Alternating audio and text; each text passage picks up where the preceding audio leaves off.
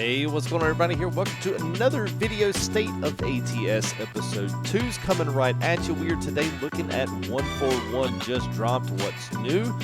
What is the best things? And then maybe what is the most forgotten thing that nobody even knows happened in 141? We're going to tell you it all right after this.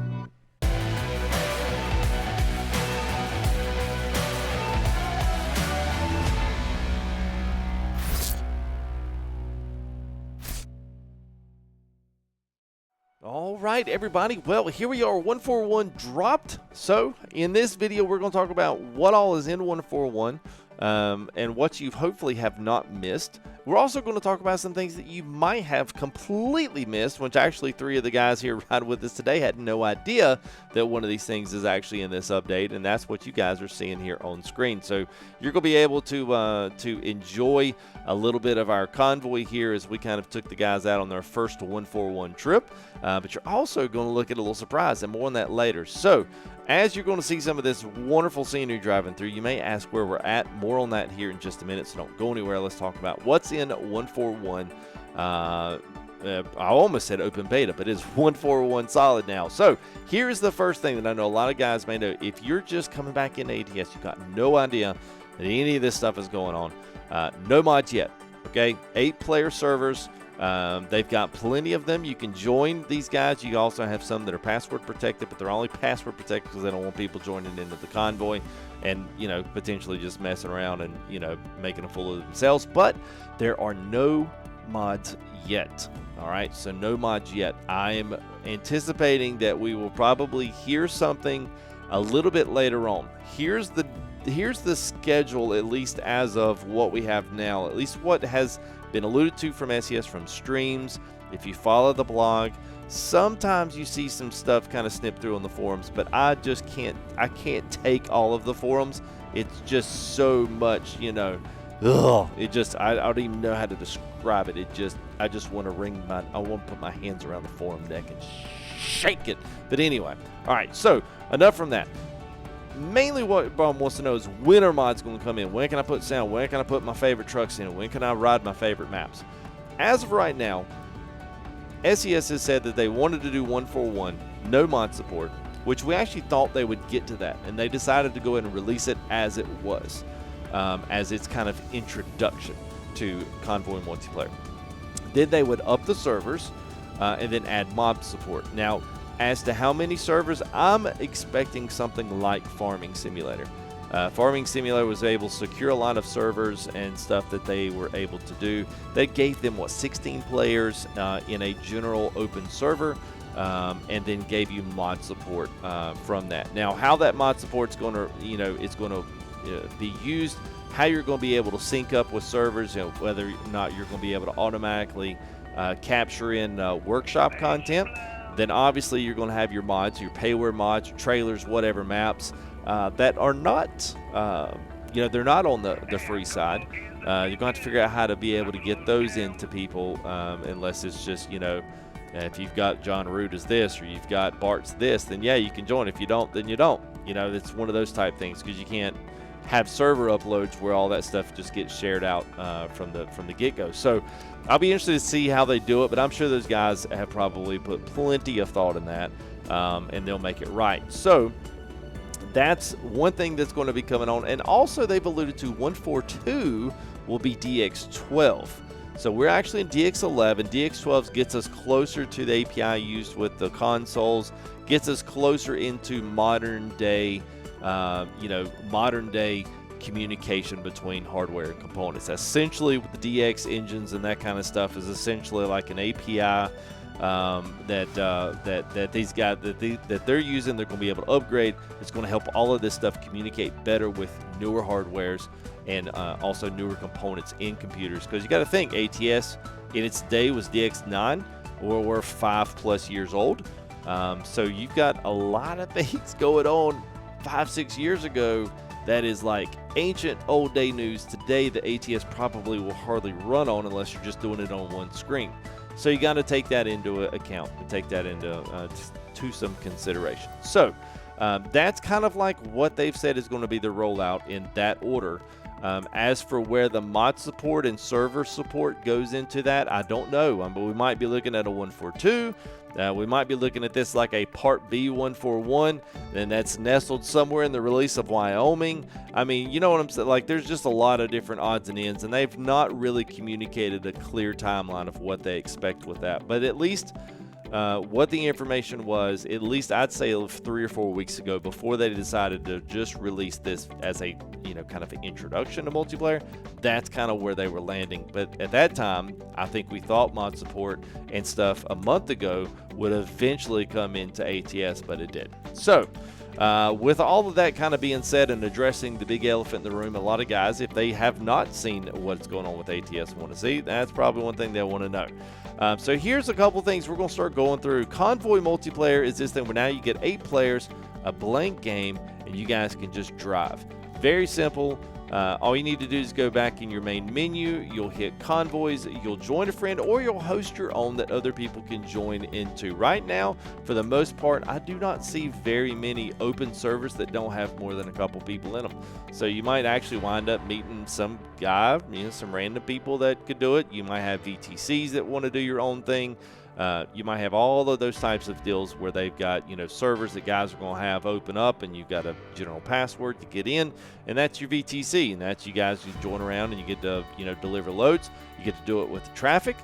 So we do have a couple things that I think the convoy mode is going to bring in that I think is going to be interesting just on its side, and especially once we get mod support, some things that's really, really, really going to shine there. But here's some of the cool things. It does come with its own CB, so if you have not checked that out yet, make sure you hit X when you're in a convoy. You'll hear a really slick filtered audio that comes through. Make sure though you go in your options, make sure you set a hotkey. Its default is X, but you can put that, so if you have an ASP button box like myself, you can put that little click of the button there will open up your CB, and then you can use that to actually talk inside the game, which I thought was actually that was pretty awesome. That's a couple of things. Now, weather is syncing up pretty well for us. These guys were seeing the same basic style of weather that I was, depending on what their settings were. Time was doing a very good job of syncing up, and we had no problem getting jobs divvied out to anybody that wanted them. So the one cool thing about this that you can do is once you get into a place where you can pick up a load, whoever the leader of the convoy is can actually share that load with everybody else that shares the same style of trailer, whether that's you can do it through freight market loads. You can also do it in cargo market as well. So if everybody's hauling reefers, you want to take a load of ice cream from point A to point B, then you can share that load. Or if those guys want to pick that load from you, they can do that as well, which I kind of thought was kind of nice. So that'll be an easy way to get jobs and get rolling on the road. You don't have to worry about trying to sync up jobs like through doing any kind of a load editor, TSSE tool, virtual spread editor. So none of that stuff is really going to be necessary for this. Now, once you move back into TMP, I got a feeling that none of this stuff is going to work. All right, I just got a feeling that none of this is even going to be active on the screen. And I have no idea how long it's going to take TMP to update, because I know there's somebody out there that is asking about that. So aside from that, that's basically what's in the package of 141 from a multiplayer perspective. We're just getting the introductions to a lot of this stuff. We've gotten some map upgrades. You'll notice that we've also got some emblem upgrades in there, some icon upgrades. That's very nice. You've also got a little bit on the UI down at the bottom. So if you're looking at your main screen, your exit launch pad looks a little bit different now in 141 as it did in 140.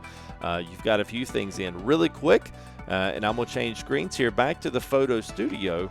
Back in your photo mode is got something totally different now. So you can now decide, and you can now take totally different pictures than what you're actually gaming in. So I can actually adjust my lights. I can take beacons off. I can take high beams off, make it just low.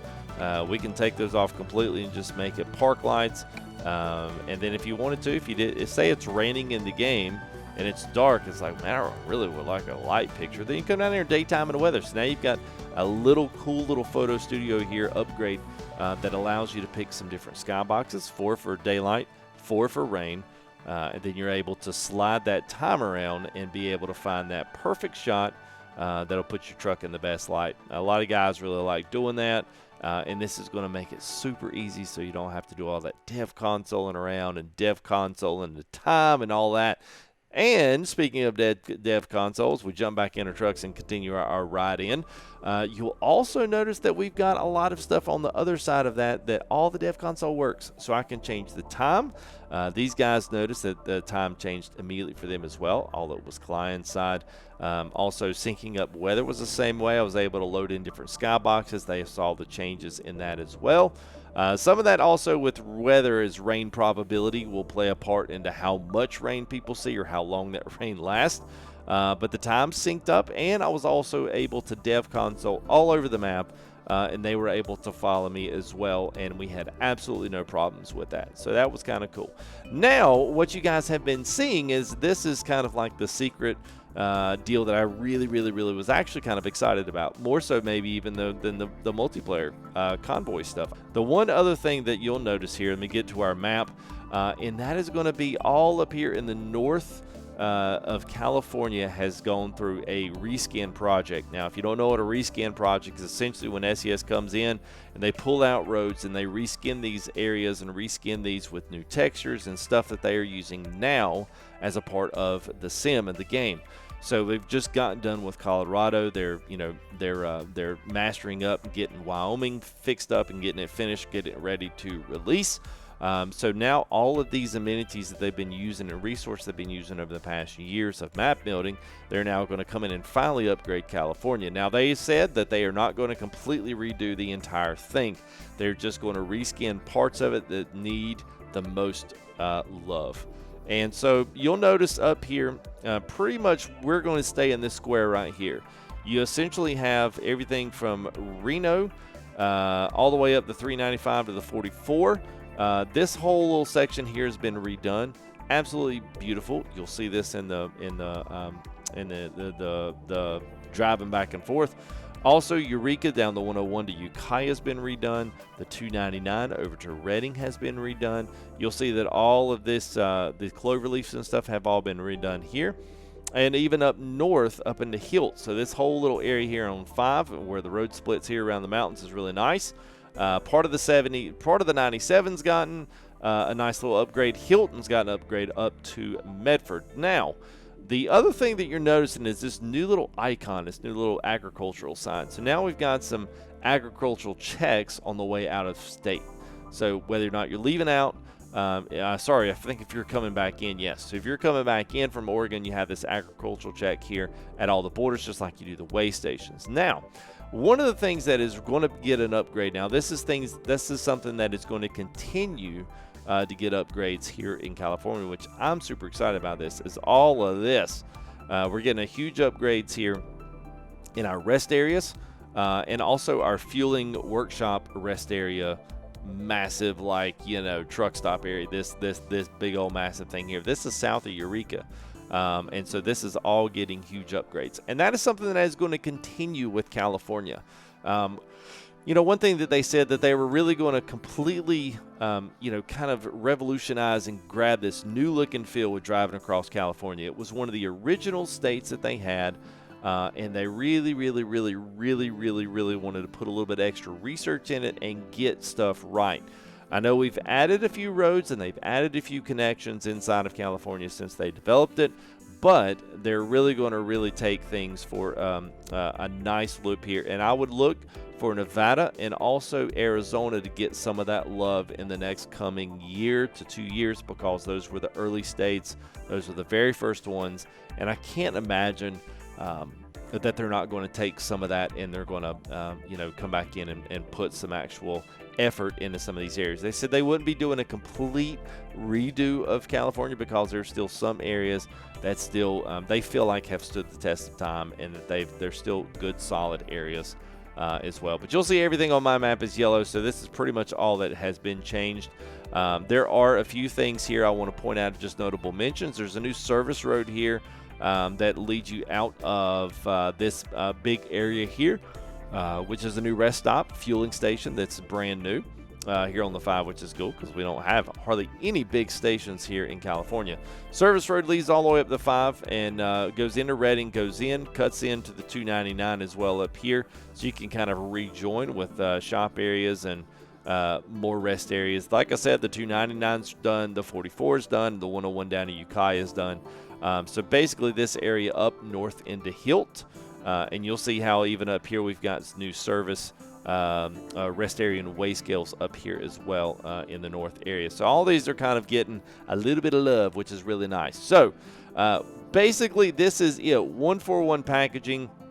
You can actually see where these roads changed or where they go back to the old California, which is a little bit disheartening, but it is what it is. So we are now kind of looking at Wyoming as the next release here from SES. So we'll look for that, you know, hopefully fairly soon. I thought we would have that early summer because they said they wanted to maybe get Texas out by the seasonal of 2021, early 2022. Right now, but if we keep pushing Wyoming back, then I can only imagine that Texas is going to get pushed back. So especially if we start working DX12 into the equation, there's going to have to be a lot of things that's going to have to be fixed. I remember DX11 was a nightmare. All of our mods broke. Everything just went to shambles. Half the community left out, couldn't run it anymore, and I'm hopefully afraid that 12 is not going to be the same thing. I do fear for that just because I think ATS is running a smaller community now anyway than it has. And I'm hoping that some of these maybe does something to kind of infuse new players into it. But I don't necessarily know that it's going to. But yeah, it's just my own personal commentary. Have no insight into any of that. So, but anyway, that's going to be our state of ATS as it is right now with 141 dropping here with today. So, I mean, I hope you guys have enjoyed the video. I want to throw a special shout out here to Timbo and Sinister, True Brit, myself driving, and then also joined by one of our good buddies, the Wanderer. He's in a lot of our convoys as well. All these guys are. Timbo's leading, Sinister up there in the front as well. And it was good to have these guys with us and to be doing a little drive through this. So I hope they enjoyed it as well. So I want to throw a special thank you to them, and thank you guys for keeping up here with this. And I hope you like this new series. It's something I plan on continuing to do as we get new information out with the sim. Put some really good thought out commentary behind this with some killer ATS footage that you guys can enjoy while we all catch up on a game that we do enjoy playing as well. So anyway, thank you guys. State of the ATS episode 2 here is coming to a close. If you guys have it, don't forget to leave a like. Don't forget to subscribe. If you enjoyed it, keep up with more good State of ATS gameplay here coming to you soon. If you want to drop into a live stream, come say hey. That would be absolutely fantastic with me. We'll be doing that weekly. But until next time, we'll see you guys. Peace out.